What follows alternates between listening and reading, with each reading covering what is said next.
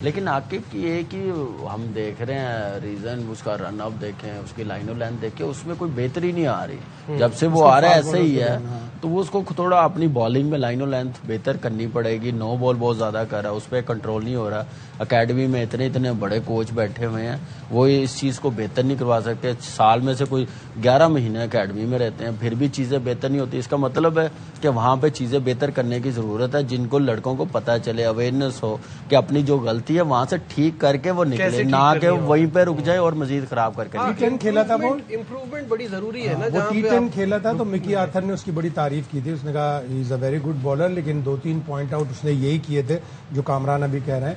वो point out किए, उनको रिमूव करना चाहिए। और अगर उसको एक आध काउंटी का सीजन मिल जाएगा हमारे एक दो अच्छे फास्ट बॉलर्स को, तो और मजीद इंप्रूवमेंट आएगी। बिल्कुल ठीक है। एक नजर डालते हैं पॉइंट्स टेबल की तरफ, और पॉइंट्स टेबल पे Karachi Kings obviously on 3 out of 3 और 6 पॉइंट्स के साथ। नेट रन रेट है 0.486 का। Karachi looking very strong.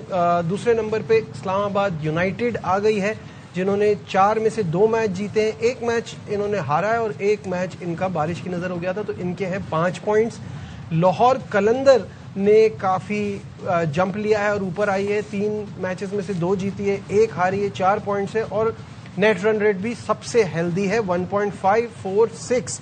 चौथे नंबर पे मुल्तान सुल्तान, जो कि बड़ी स्ट्रांग टीम है, लेकिन जो ये पिछला मैच लाहौर से हारे थे उसके बाद ये अब चौथी पोजीशन पर आ गए हैं।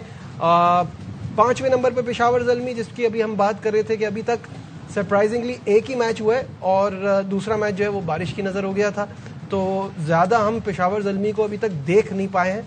और सबसे कम मैच यानी कि 2 मैचेस इनके हैं, जिसमें से 1 बारिश की नज़र हो गया था। 3 पॉइंट्स हैं इनके। और कोयटा ग्लेडिएटर्स छठे पे।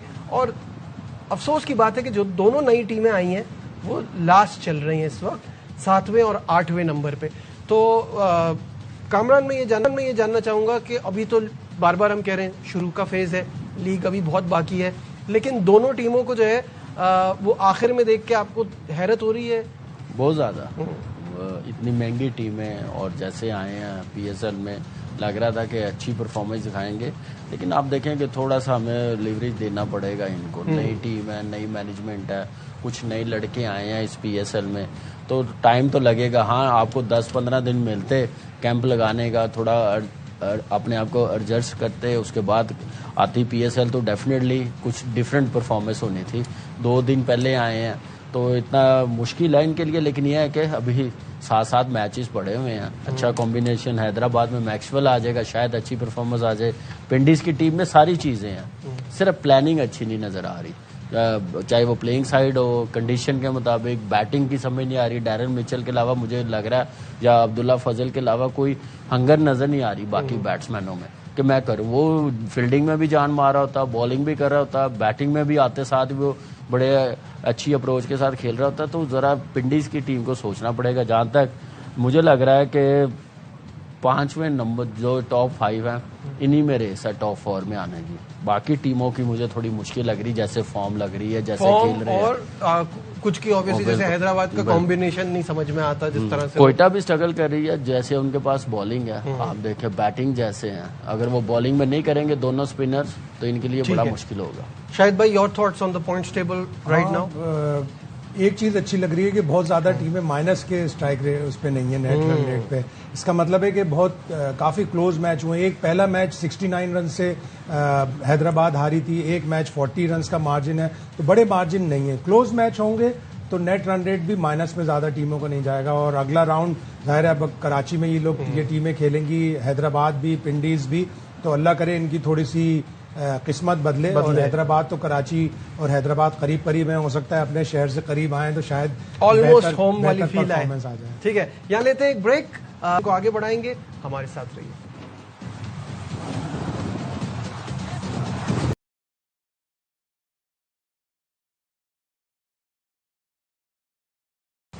Welcome back once again to our special transmission. आज मुकाबला है मुल्तान सुल्तान और कोयटा ग्लेडिएटर्स के दरमियान। दोनों टीमों को अपने पिछले मैच में शिकस्त का सामना करना पड़ा था। आज दोनों स्टेप अप करेंगे, तो क्या लगता है कामरान, आज कौन बाजी ले जाएगा? देखा जाए ऑन पेपर तो मुल्तान की टीम ज्यादा स्ट्रांग लग रही है। सही बात है। और जैसे लास्ट मैच वो ठीक है, हार तो गए हैं, लेकिन उन्होंने रन ऐसे कर लिए थे, अपना रन रेट भी बेहतर किया और बाकी आने वाले मैचेस के लिए भी बता दिया कि इतनी हल्की टीम भी नहीं है। तो स्मिथ जैसे खेल रहा है, उसके बाद आप देखें उनका कप्तान है एस्टर टर्नर कैसे खेल रहा है, बाकी बैटिंग लाइनअप उनकी बड़ी स्ट्रांग है, बॉलिंग भी अच्छी है। तो मुझे लग रहा है कि मुल्तान ज़्यादा स्ट्रांग टीम लग रही है, लेकिन कोयटा को भी जीतना पड़ेगा अगर रेस में रहना है, जीतना जरूरी है। हसन नवाज पे ज्यादा डिपेंड कर रहे हैं, शामिल ऊपर से अच्छा स्टार्ट देता है, साउथ भी अच्छा खेल रहा है, साउथ भी खेल रहा है, लेकिन बड़े रन नहीं ना, 40-45 वही 70-80 की तरफ कन्वर्ट करेगा तो टीम के लिए भी अच्छा होगा और बड़ा टोटल भी होगा। फिर बॉलिंग में जैसे है और उस्मान तारिक और इब्रार ये आउट नहीं कर रहे मिडिल के ओवरों में, जो जब वो चलेंगे तभी फायदा होगा। ऐसे ही हम सारी टीमों के ऐसे ही हैं, जब चलेंगे तो फायदा होगा टीमों को। कब चलेंगे? 3 मई के बाद चलेंगे, तो पहले ही चलना पड़ेगा ना, मसला सही बात है, प्ले ऑफ से पहले की डेट। शाहिद भाई की आज की पिक जो है वो कोयटा है। शाहिद भाई मुझे लग रहा है कि वो कम बैक करेंगे, 2 मैच हारे हुए हैं, 1 मैच जीते हैं, 2 हारे ना उन्होंने, तो उनको कम बैक करना है। और उनके जो 2 की स्पिनर्स हैं उस्मान तारिक, अबरार, अभी तक वो इम्पैक्ट नहीं डाल सके जो उनको डालना चाहिए था, या जिससे कोयटा ग्लेडिएटर को जो एक्सपेक्टेशंस थी उनकी अभी तक उस पर पूरे नहीं उतरे हैं। लग रहा है कि वो कम बैक करेंगे, रिजॉल्व होगा आने का। उनके पास एक यूएई का अच्छा फास्ट बॉलर है, left arm fast bowler Wasim Akram junior, वो IL T20 में खेल रहा था, उसने एक मैच में 3 आउट भी किए थे, उसकी भी काफी तारीफ हुई थी, अच्छी पेस के साथ बॉलिंग करता है। तो उनको थोड़ा सा चेंज करना पड़ेगा अपने बॉलिंग रिजर्व में, थोड़ी सी बैटिंग अच्छी करनी पड़ेगी। मुझे लग रहा है कि ऑन पेपर मुल्तान सुल्तान यकीनन स्ट्रांग है, लेकिन आपको लगता है कि उनका कमबैक का टाइम आ गया है, अब उनको थोड़ा स्टेप अप करना पड़ेगा अपने गेम को। सही बात है, इसका डिसाइड करना पड़ेगा। बेन मैकडर्मट को खिलाना है कि रायली रसो को खिलाना है, ख्वाजा नाफे को आप विकेट कीपिंग करवा सकते हैं।